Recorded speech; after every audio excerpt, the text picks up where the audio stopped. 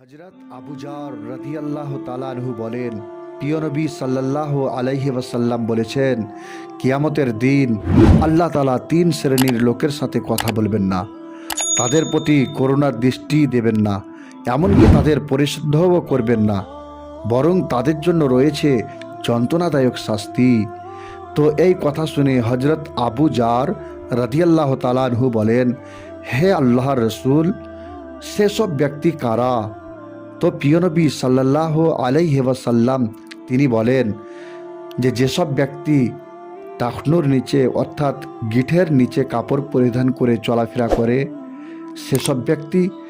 এবং অনুগ্রহ করার পরে মানুষের কাছে সেই অনুগ্রহের কথা প্রকাশকারী ব্যক্তি,